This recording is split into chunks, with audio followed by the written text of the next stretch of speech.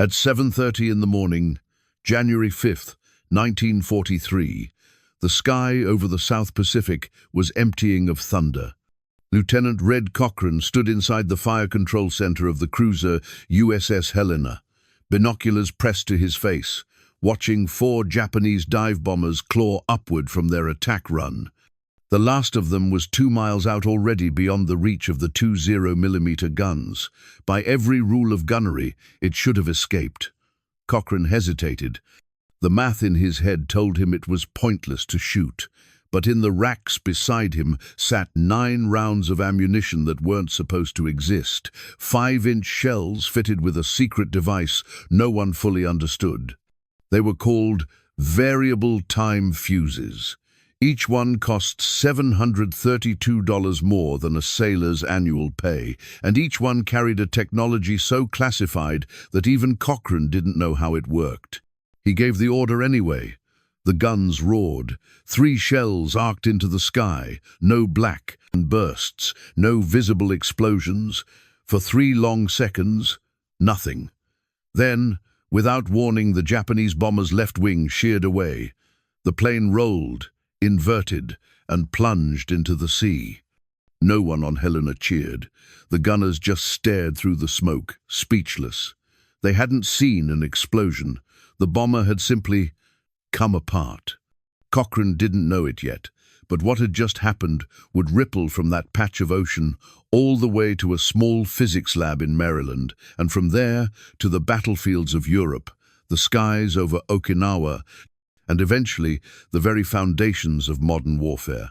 Because that morning, for the first time in combat, a radio hidden inside a bullet had changed the course of history. 3 years before Red Cochran pulled that trigger, a quiet war was being fought in laboratories instead of trenches. In August 1940, inside the Department of Terrestrial Magnetism at the Carnegie Institution, a physicist named Merle Tuve received a British research packet known as the Tizard mission. Inside were blueprints for something called a proximity fusier, small radio circuit that could make an artillery shell detonate automatically when it got close to a target. The British had made it work in rockets and bombs, slow, low weapons. But inside a 5-inch naval shell, the forces were inhuman. When a gun fired, the shell went from 0 to 2,800 feet per second in 8,000ths of a second. That's over 20,000 times the force of gravity. At that acceleration, glass shatters, filaments snap, solder liquefies, and every delicate part of a radio becomes dust. Every major American company said it couldn't be done. General Electric refused the contract. RCA called it fantasy. Tuve disagreed. He told the National Defense Research Committee that his team at Johns Hopkins' new Section T laboratory could build working prototypes in 6 months. He was wrong. It would take nearly 2 years. The first challenge was simple physics. A 5-inch shell spun at 25,000 revolutions per minute to stay stable in flight. That meant 5 miniature vacuum tubes inside had to endure stresses that could crush steel. And still, they needed to send radio waves, receive reflections, measure distance, and detonate at exactly 70 feet from an aircraft, all in less than 3 seconds. Tuve's team tried everything: rubber mounts, springs, insulation foam. Each failed. Tubes shattered on firing. Then came James Van Allen, a 26-year-old physicist from Iowa who would one day discover Earth's radiation belts. In 1940, his job was far less glamorous: keep glass tubes from exploding. Van Allen began a ritual of destruction. He dropped tubes off buildings. He shot them from compressed air cannons. He fired 2 caliber bullets at them just to see how they broke. 98% shattered on impact. The other 2% shattered from the spin. For 6 months, his workbench was covered in glass dust. Then, a stroke of brilliance. A hearing aid manufacturer in Massachusetts was experimenting with miniature tubes 1/10 normal size. Smaller mass meant lower stress. Van Allen rebuilt the design from scratch. He reinforced the filaments with thick steel wire, thinned the glass envelope, and packed the entire assembly in hard wax to distribute shock evenly. The new tubes looked fragile, 3 inches long, half an inch wide, like tiny light bulbs. But when the Navy fired them at Dahlgren Proving Ground in April 1941, 2 of 6 survived launches. Not enough, but it was the first proof that physics could be beaten. By the end of 1941, Van Allen's reinforced tubes reached a 58% survival rate, barely acceptable for mass production. But Tuve was out of time. The war in the Pacific had begun, and America needed a miracle. Factories like Sylvania and National Carbon were ordered to retool overnight. 10,000 workers, mostly women, assembled the fragile glass tubes by hand, cutting wires, blowing glass, sealing filaments, one by one. By late 1942, they were producing 1 million vacuum tubes every 2.5 days. But one final problem remained: power. No ordinary battery could survive the shock of firing, and even if it could, it would go dead, sitting in storage for months. Tuve's team invented a wet cell battery that activated itself in flight. Inside each shell, a tiny glass ampule filled with electrolyte fluid shattered on firing. Centrifugal force flung the liquid into metal plates, generating current. If the glass was too thick, it wouldn't break. If it was too thin, it broke in storage. After 8 months of redesign, they achieved the perfect balance, a wall thickness of 15/1000ths of an inch. By the summer of 1942, all the parts finally existed: tiny tubes that could survive launch, batteries that came alive in flight, radio circuits that could detect a target and explode automatically. Tuve assembled his first working prototype and stamped it Mark 32 VT fuse. Now, all he needed was proof that it worked. August 12, 1942. Chesapeake Bay was quiet enough to make a man nervous. USS Cleveland rode at anchor with 12 5-inch guns and 300 experimental shells in her magazines. The Navy had brought out radio-controlled drone aircraft machine targets that should have swallowed hundreds of rounds before anything happened. The men on the bridge had been told to expect waste. Standard doctrine said, fire, miss, learn. At 9:03, the first drone closed at 180 knots. The gunnery officer called the range. The Cleveland fired 3 of the new fuses. The shells arced up, black smoke trailing, and for a handful of seconds everyone squinted and waited for the misses. Then, impossibly, the drone's engine cut out. It nosed over and hit the water 7 seconds after the salvo. The men who watched it fall did not cheer. They did not clap. They only stood and stared. A second drone went up at 9:15. Same run, same result. 6 seconds from fire to splash. 2 tests, 2 kills. The coordinator ordered a third drone. The Navy had planned for dozens of rounds, not a dozen. But someone pulled back. We need those targets for other tests, an aviation officer said. Tuve requested one more launch. The third drone climbed to 12,000 feet.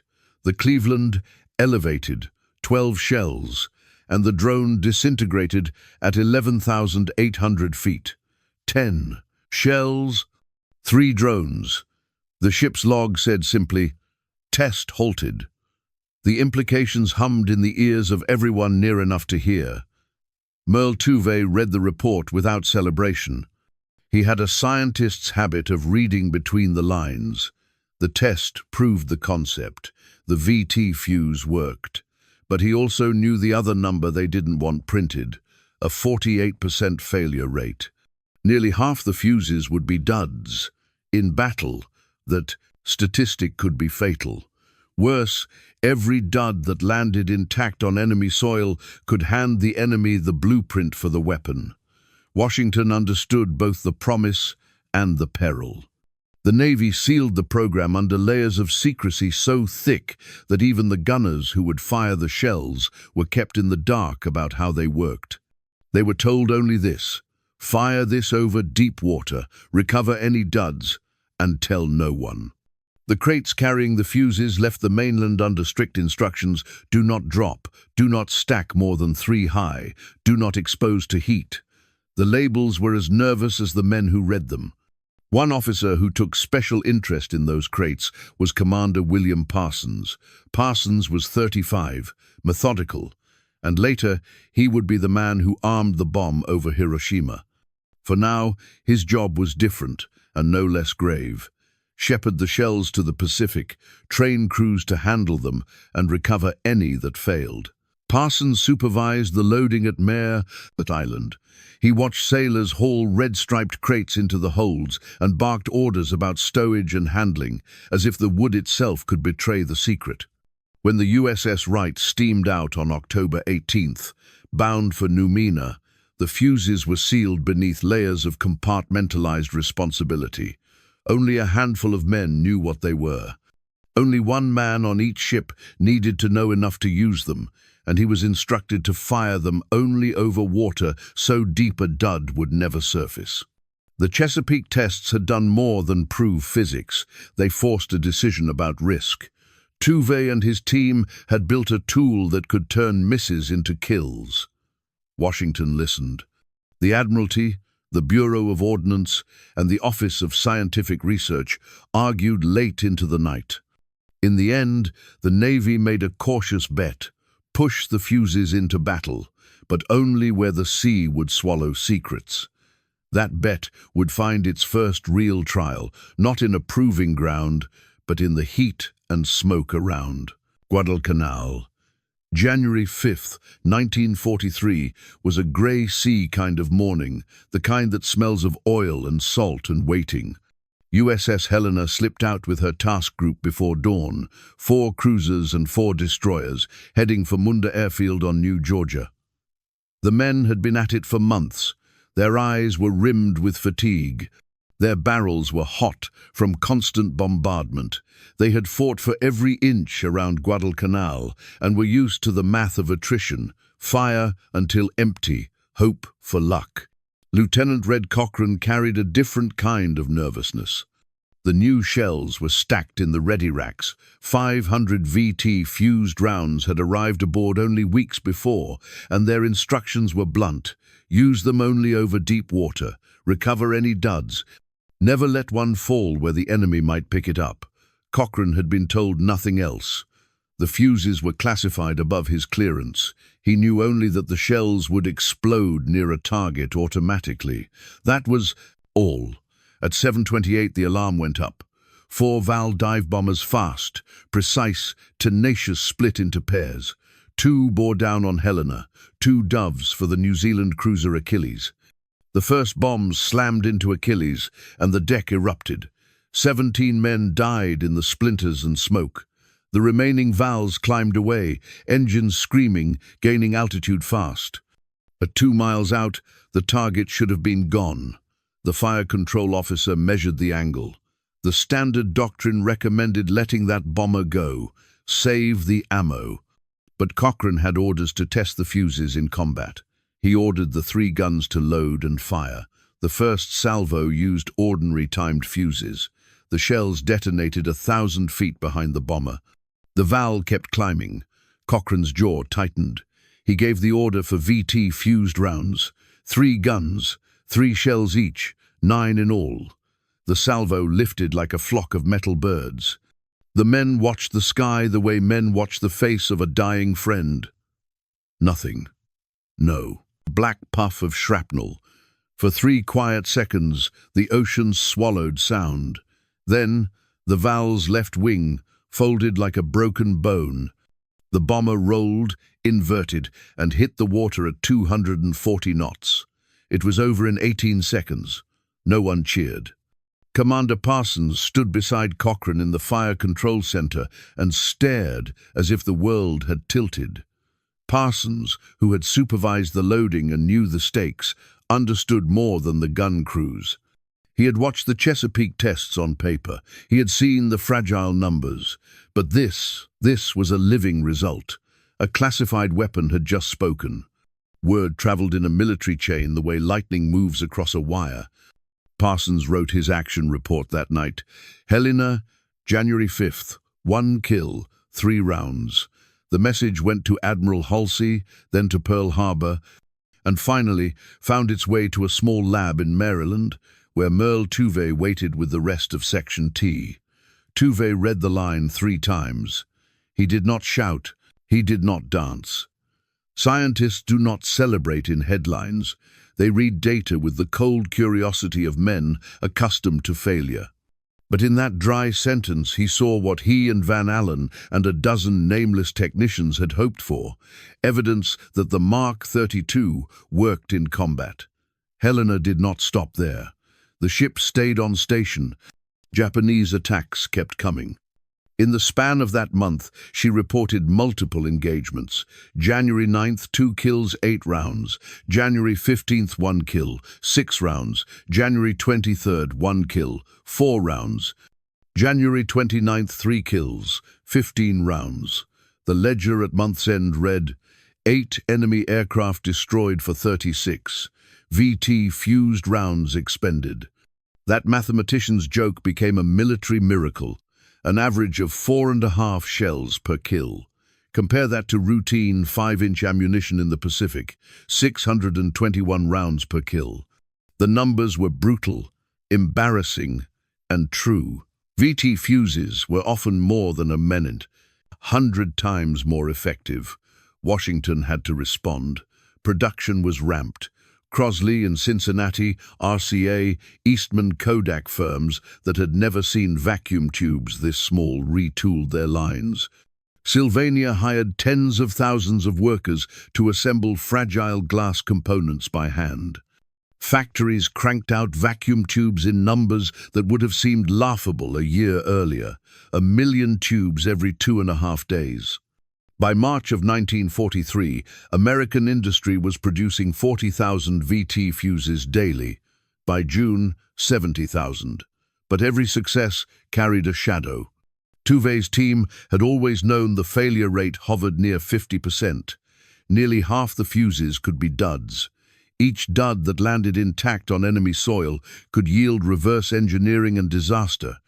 That is why the Bureau of Ordnance insisted, use them only over deep water, sink the duds where no one could fish them back up. Helena's victories proved the promise and tested the policy. The South Pacific was an impossible but protective proving ground, deep water to swallow secrets and daring crews to fire the rounds. Each kill at Guadalcanal tightened the knot between science and sailors. Each report that dribbled back to Maryland or Washington was a lifeline for the men in Section T and a warning bell for those who thought technology could be risk-free. Back on Helena, the men resumed their watches as if nothing miraculous had happened. They had new faith in their guns. They had little time for celebration. War asks for more than wonder. It asks for repetition. More tests, more firing, more lives saved or lost. Cochrane would fire those shells again. So would other ships. But for a moment that morning, the physics of battle bent to human ingenuity, and a secret inside a shell changed the odds in a war that had already demanded too much. December 1944 opened cold and angry in the Ardennes. Fog lay thick in the valleys. The sky was a blank sheet. For a few terrible days, air power was a fantasy. The Allies had to fight with what they could point at the ground. On December 16th, the Germans launched their massive offensive, Operation Wacht am Rhein. 3 armies punched through fog and snow, and in less than 24 hours they had sliced deep into American lines. The front trembled.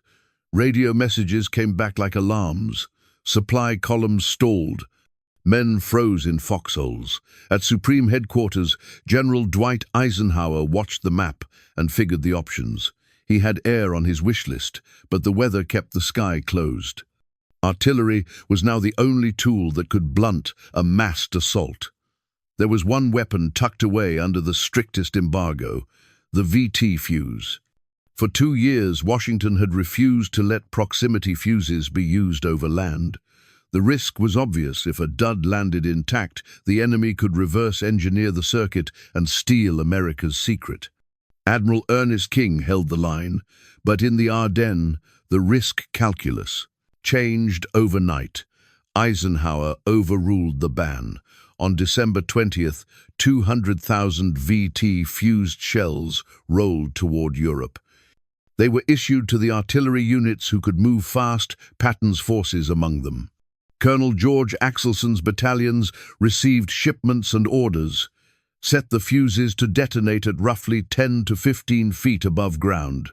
The instructions were simple and savage in their effectiveness. Explode above the enemy, not inside the dirt. December 23rd, near Bastogne, Axelson's guns opened. The first salvo arced, and the sky seemed to hiss. The shells detonated where they were supposed to 12 feet up. Shrapnel rained down in a cone. Trenches and foxholes offered no refuge. Trees and small stone walls might as well have been cardboard. Men who had hoped to crawl, to hide, to survive, found themselves shredded by airburst fragments. After the first barrage, the reports were clinical and then stunned. One after-action report noted 72 casualties from a single VT-fused barrage. The numbers climbed. German survivors described the effect in blunt terms. No cover was safe. The psychological shock was as important as the physical damage. Soldiers stopped moving. They waited inside bunkers and hoped the world would pass them by. It did not. Patton, watching his units press north, wired his superiors. The message was famously blunt. The new shell with the funny fuse is devastating. We caught a German battalion trying to get across the Sauer River. By actual count, we killed 700. He praised the invention and warned, too, that war had to change in response to a weapon that made trenches irrelevant. The impact was immediate. The Ardennes offensive stalled. The German timetable collapsed under a hail of airburst artillery that could not be defeated by entrenchments or concealment. By January, millions of VT-fused shells had been fired in Europe. The numbers were stark. By one count, American artillery. Units fired 5 million VT-fused rounds in the winter of 1944 and the spring that followed. But the story did not end in Europe. The proximity fuse's true strategic value lay in its flexibility. It was not only an anti-air tool at sea, it was a force multiplier on land. It turned artillery into a weapon that could reach into the air and shred men out of the sky as easily as it swept infantry from a field.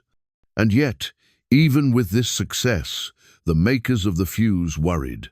The fuses used delicate electronics that still had a real failure rate. The risk of enemy capture never vanished entirely. But by late 1944, German industry was strained and the odds of reverse engineering at scale were low. The gamble had paid off. If there was a single moment when the fuse moved from curiosity to strategic necessity, it was in that frozen Ardennes winter. A small radio circuit, born in secrecy and crafted out of broken glass and stubborn physics, had just changed. Ground war doctrine. Cover meant less. Mobility and maneuver meant more. Commanders had to reconsider how they moved troops, how they defended villages, and how they sheltered columns. One more shocking detail coming up.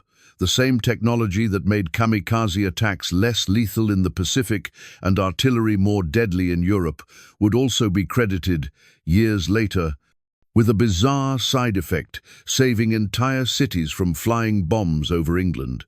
But that, too, is part of the fuse's strange and far-reaching legacy. By 1945, the proximity fuse had done something few inventions ever do. It changed how men fought on land and sea. Small circuits in fragile glass had made misses count as hits.